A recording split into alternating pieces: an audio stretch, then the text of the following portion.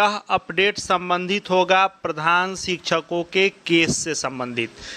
आप सभी जान रहे हैं कि प्रधान शिक्षकों की पोस्टिंग प्रक्रिया रुकी हुई है, जो हाई कोर्ट के केस के चलते सभी लोगों को इंतज़ार है प्रधान शिक्षकों के केस की सुनवाई का। तो पिछले सप्ताह कुछ खबर आई थी सकारात्मक, लेकिन फिर कुछ टेक्निकल कारणों से वह खबर सकारात्मक नहीं रह सकी और सभी को निराशा हाथ लगी। उसके बाद से कई सारे साथी लगातार अन्य वीडियो के कमेंट में पूछ रहे थे कि प्रधान शिक्षक से संबंधित अपडेट दीजिए, तो कुछ अपडेट था नहीं, इसलिए नहीं दिया जा रहा था। आज फिर से एक अपडेट निकल करके आया है। तो वैसे शिक्षक साथियों के लिए यह वीडियो खास होने वाला है, जो प्रधान शिक्षक से संबंधित अपडेट का इंतज़ार कर रहे थे। तो अंत तक मेरे साथ बने रहेंगे। क्या अपडेट है, उस अपडेट के क्या मायने हैं, इन सब पर बात करूंगा। और यदि चैनल से अब तक नहीं जुड़े होंगे तो चैनल को सब्सक्राइब करके बेल आइकन को प्रेस कर लेंगे, ताकि आगे आने वाले प्रधान शिक्षक प्रधानाध्यापक से संबंधित हर अपडेट आप तक पहुँचते रहें। तो जो अब मामला है वह पटना उच्च न्यायालय से ही पहले निष्पादित होना है। जब तक पटना उच्च न्यायालय से इस पर डिसीजन नहीं आता है या सरकार को राहत नहीं मिलती है, स्टे ऑर्डर नहीं हटता है या फैसला नहीं हो जाता है, तब तक प्रधान शिक्षकों की पोस्टिंग नहीं हो सकती है। हम सभी लोग जान रहे हैं। और इस पोस्टिंग में जो यह केस है वह अहम भूमिका रखता है। और इस केस की सुनवाई में जो अहम भूमिका रखते हैं वे तीन पक्ष हैं। पहला पक्ष जो याचिकाकर्ता हैं, यानी जयप्रकाश एंड अदर्स जो टीम है 48 लोगों की, ये 48 लोग एक पक्ष हैं जो इस सुनवाई के महत्वपूर्ण पक्ष हैं। दूसरा पक्ष है बिहार सरकार शिक्षा विभाग। और इस दोनों पक्ष के अलावे एक और तीसरा पक्ष इसमें है, वह है कुमार मितेंदु के द्वारा जो इसमें आईए फाइल किया गया, यह पक्ष है। यानी इस सुनवाई को जल्दी करवाने के लिए तीन पक्ष भूमिका निभा सकते थे। पहला जो याचिकाकर्ता हैं वे, दूसरा बिहार सरकार शिक्षा विभाग, और तीसरा जो आईए फाइल किए हुए हैं। तो पिछले सप्ताह जो सूचना आई, गुरुवार के दिन की केस मेंशन स्वीकृत हो गया है और शुक्रवार को सुनवाई होगी। मैंने भी सूचना दी, सभी लोग आशान्वित थे।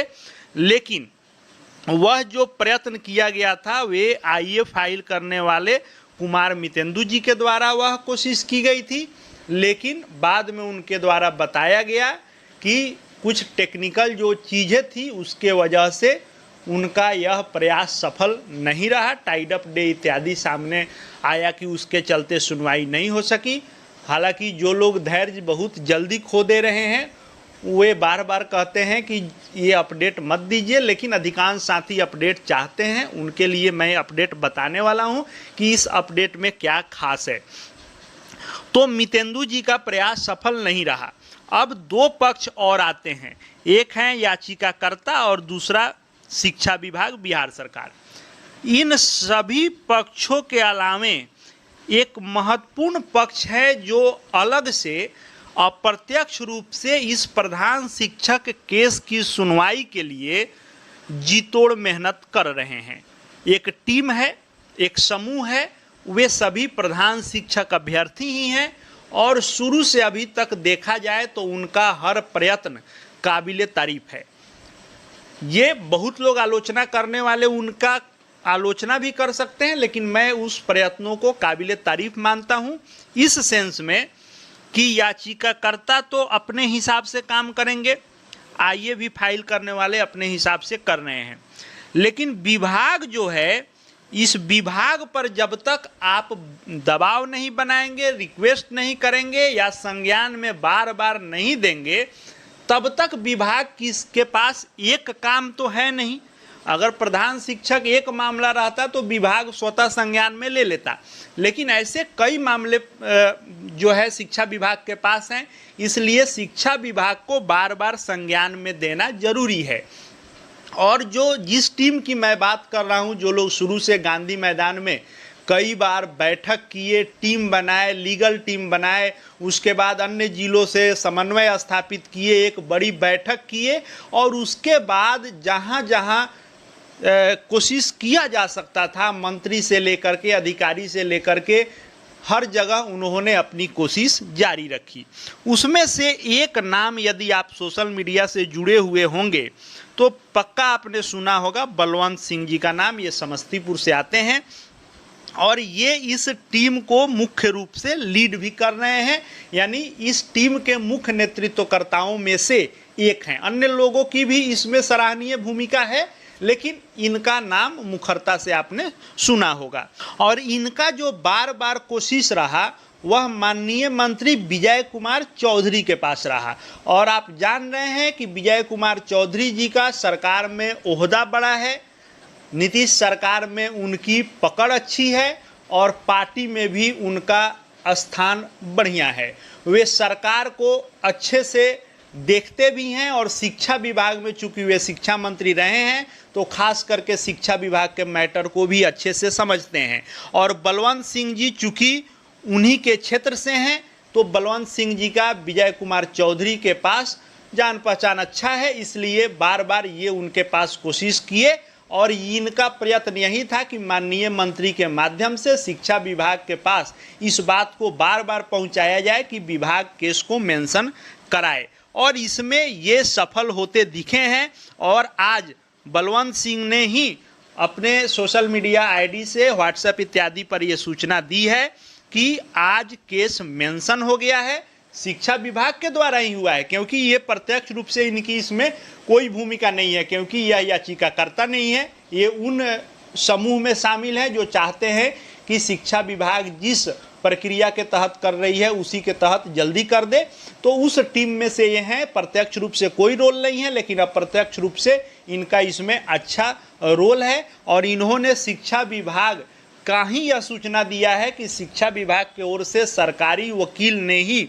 आज मेंशन किया है अगले 2 दिन में डेट मिलेगा एचटी, यानी प्रधान शिक्षकों के सुनवाई को लेकर के अगले 2 दिन में डेट मिलेगा, ऐसा इन्होंने सूचना हाई कोर्ट से दिया है।